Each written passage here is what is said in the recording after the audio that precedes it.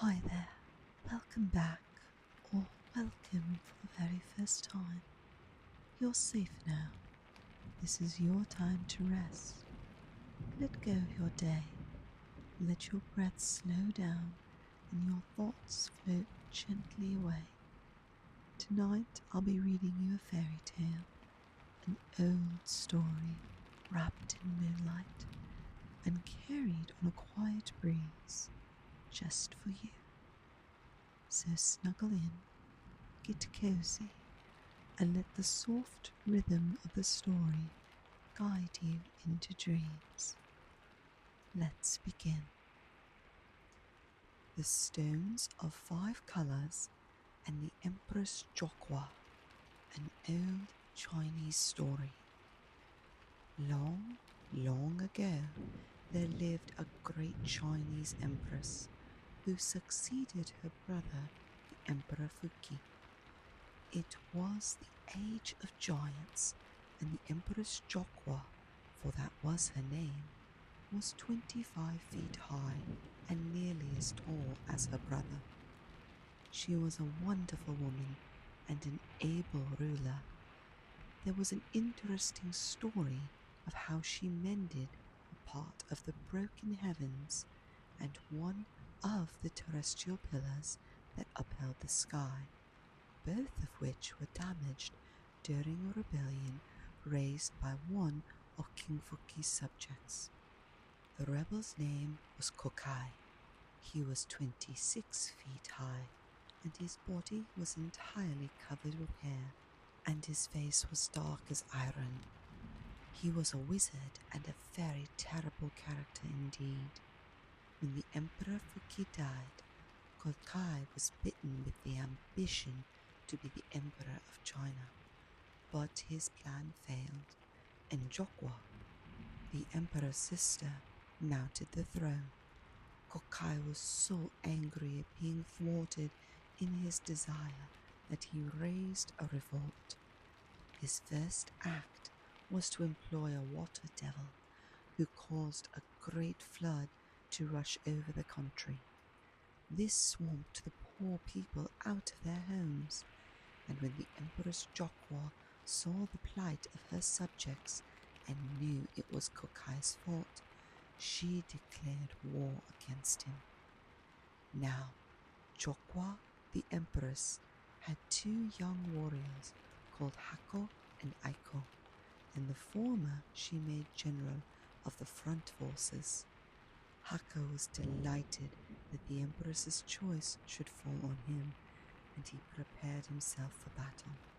He took up the longest lance he could find and mounted a red horse, and was just about to set out when he heard someone galloping hard behind him and shouting, "Hako, stop!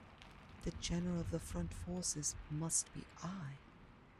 He looked back and saw Aiko, his comrade, riding on a white horse, in the act of unsheathing a large sword to draw upon him. Hako's anger was kindled, and he turned to face his rival and cried, "Insolent wretch! I have been appointed by the Empress to lead the front forces to battle. Do you dare to stop me?" "Yes," answered Aiko, "I ought to lead the army. It is you who should follow me." At this bold reply, Hako's anger burst from a spark into a flame. "Dare you to answer me thus? Take that!"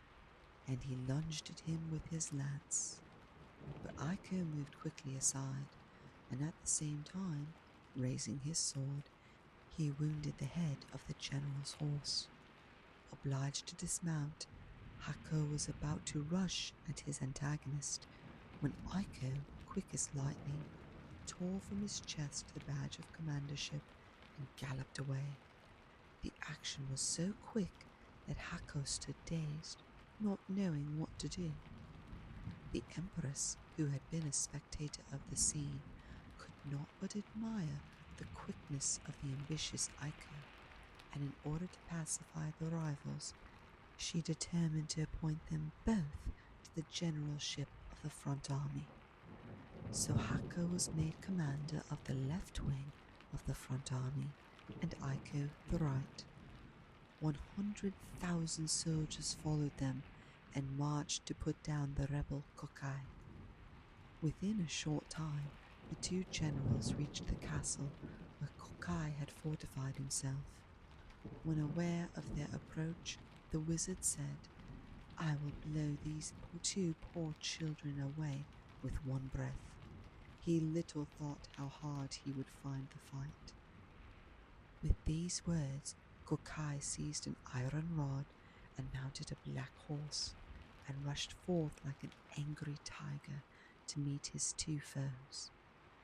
As the two young warriors saw him tearing down upon them, they said to each other, "We must not let him escape alive," and they attacked him from the right and from the left, with sword and with lance. But the all-powerful Kokai was not to be easily beaten. He whirled his iron rod round like a great water wheel, and for a long time they fought thus, neither side gaining nor losing.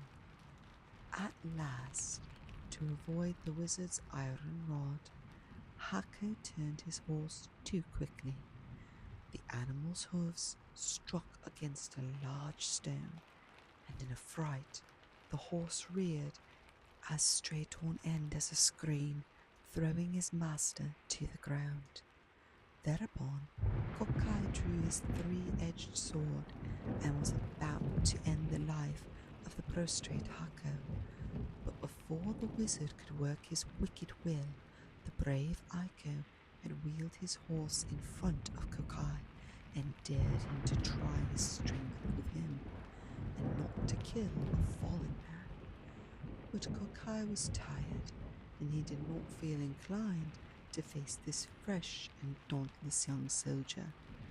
So suddenly wheeling his horse around, he fled from the fray.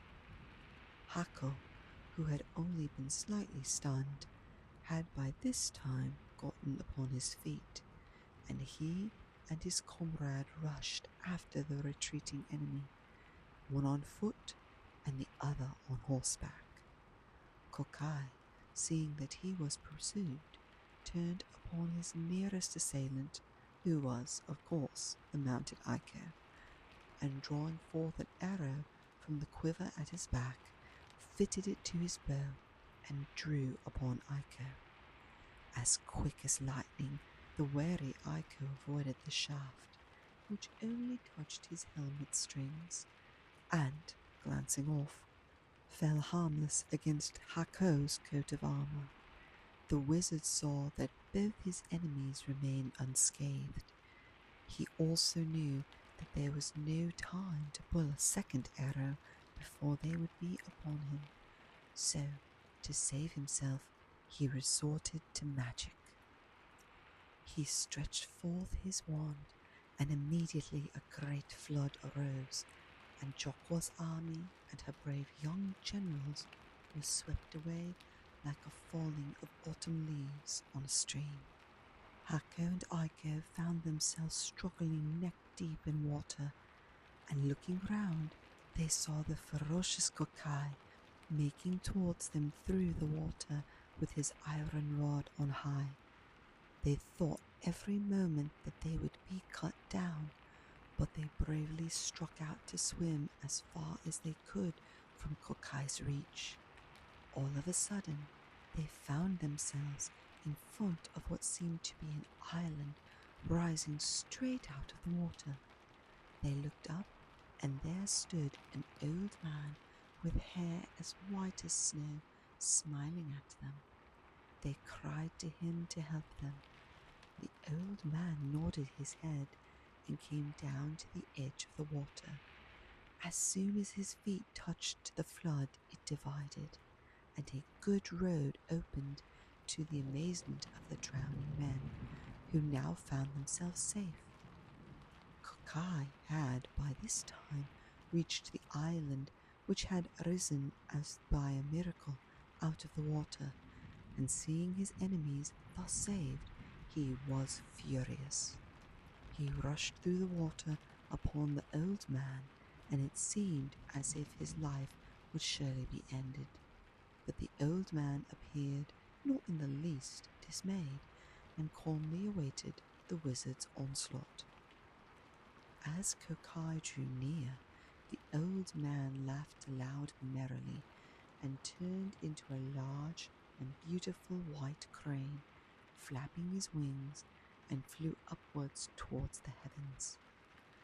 When Hako and Aiko saw this, they knew that their deliverer was no mere human being, and was perhaps a god in disguise. They hoped to later find out who the venerable old man was. In the meantime, they had retreated, and it being now the close of day, for the sun was setting, both Kokai and the young warriors gave up the idea of fighting more that day. That night, Hako and Aiko decided it was useless to fight against the wizard Kokai, for he had supernatural powers, while they were only human. So they presented themselves before the Empress Jokwa. After a long consultation, the Empress decided to ask the Fire King, Shikiyu, to help her against the rebel wizard and lead her army against him. Now, Shikiyu, the Fire King, lived at the South Pole. It was the only safe place for him to be in, for he burnt up everything around him anywhere else. But it was impossible to burn up ice and snow. To look at, he was a giant and stood 30 feet high. His face was just like marble, and his hair and beard were long and white as snow. His strength was stupendous, and he was master of all fire, just as Kokai was of water. Surely, thought the Empress, Shikiyu can conquer Kokai. So she sent Aiko to the South Pole to beg Shikiyu to take the war against Kokai into his own hands and conquer him once and for all. The Fire King, on hearing the Empress's request, smiled and said, "That is an easy matter, to be sure. It was none other than I who came to your rescue when you and your companion were drowning in the flood raised by Kokai." Aiko was surprised at learning this. He thanked the Fire King for coming to the rescue of their dire need, and then besought him to return with him and lead the war to defeat the wicked Kokai. Shikiyu did as he was asked, and returned with Aiko to the Empress. She welcomed the Fire King cordially, and at once told him why she had sent for him, to ask him to be the generalissimo of her army. His reply was very reassuring. "Do not have any anxiety. I will certainly end the life of Kokai." Shikiyu then placed himself at the head of 30,000 soldiers, and with Hako and Aiko showing him the way, marched to the enemy's castle. The Fire King knew the secret of Kokai's power, and now he told all the soldiers to gather a certain kind of shrub. This they burned in large quantities, and each soldier was then ordered to fill a bag full of the ashes thus obtained. Kokai, on the other hand, in his own conceit, thought that Shikiyu was of inferior power to himself, and he murmured angrily, "Even though you are the Fire King, I can soon extinguish you."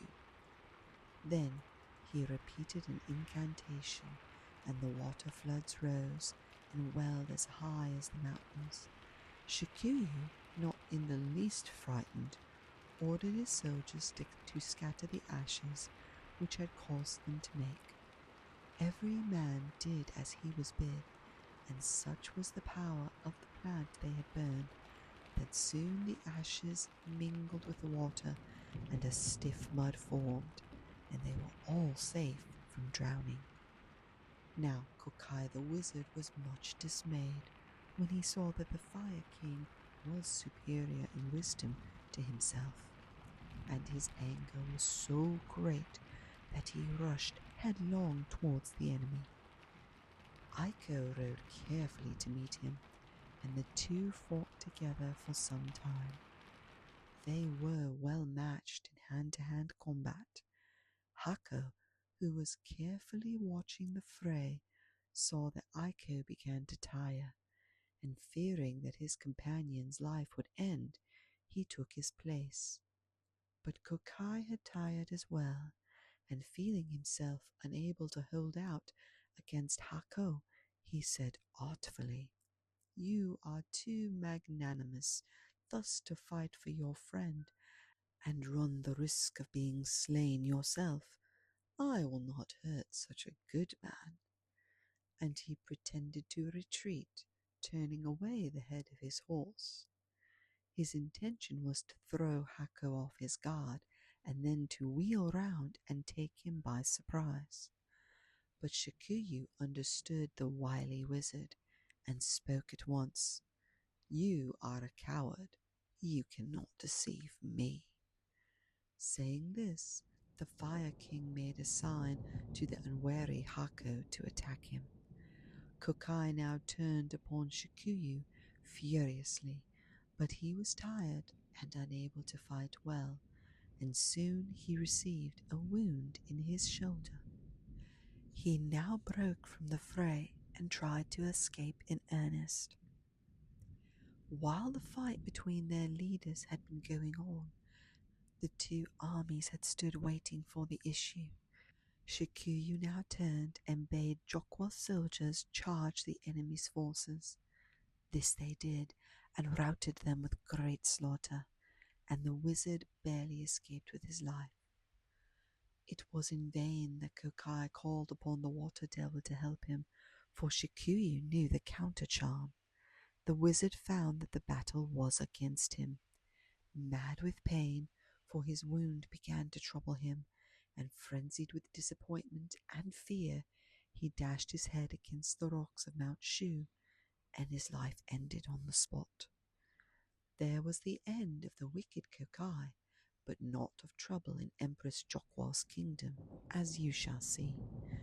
The force with which the wizard fell against the rocks was so great that the mountain burst, and fire rushed out of the earth, and one of the pillars upholding the heavens was broken, so that one corner of the sky dropped until it touched the earth.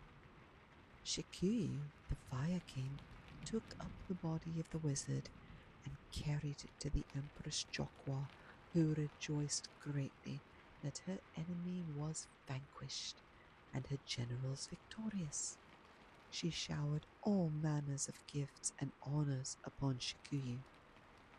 But all this time, fire was bursting from the mountain, broken by the fall of Kokai.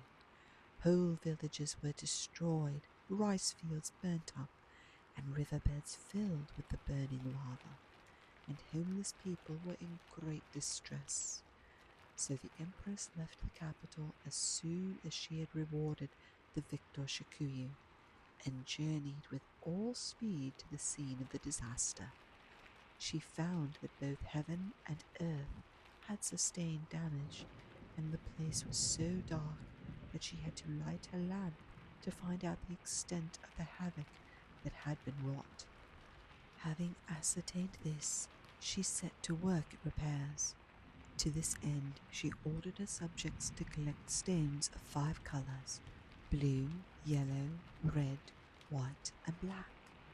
When she had obtained these, she boiled them with a special kind of porcelain into a large cauldron, and the mixture became a beautiful paste. With this, she knew she could mend the sky. Now all was ready. Summoning the clouds that were sailing ever so high above her head, she mounted them and rode heavenwards, carrying in her hands the vase containing the paste made from the stones of 5 colors. She soon reached the corner of the sky that was broken, and applied the paste and mended it. Having done this, she turned her attention to the broken pillar, and with the legs of a very large tortoise, she mended it. When this was finished, she mounted the clouds and descended to the earth, hoping to find that all was now right. But to her dismay, she found it was still quite dark. Neither the sun shone by day nor the moon by night. Greatly perplexed, she at last called a meeting of all the wise men in the kingdom and asked their advice as to what she should do in this dilemma. Two of the wisest said, "The roads of heaven have been damaged by the late accident, and the sun and moon have been obliged to stay home. Neither the sun could make his daily journey, nor the moon her nightly one, because of the bad roads. The sun and moon do not know yet that your majesty had mended all that damage, so we will go and inform them, since you have repaired them, and that the roads are safe." The empress approved of what the wise men suggested, and ordered them to set out on their mission. But this was not easy, for the palace of the sun and moon was many, many hundreds of thousands of miles distant into the east. If they travelled on foot, they might never reach the place, and their lives would end from old age on the road. But Jokwa had recourse to magic. She gave her two ambassadors wonderful chariots which could whirl through the air by magic power 1,000 miles a minute. They were out in good spirits, riding above the clouds, and after many days they reached the country where the sun and moon lived happily together.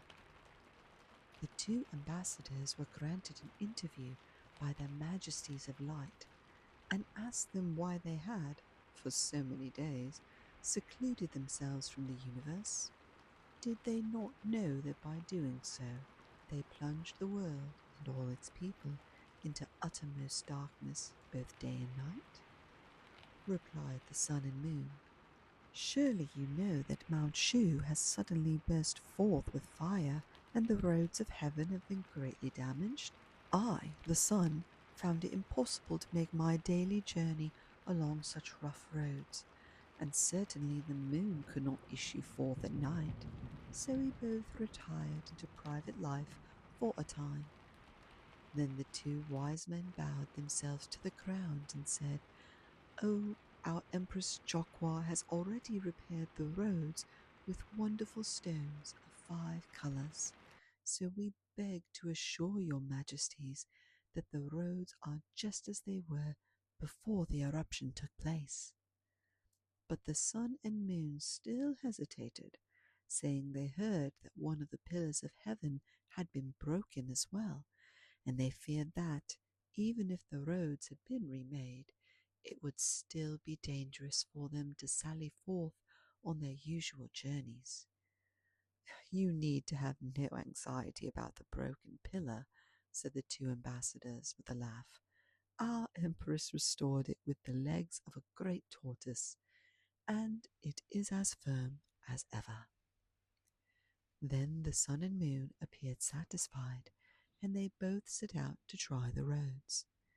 They found that the empress's deputies had been quite correct.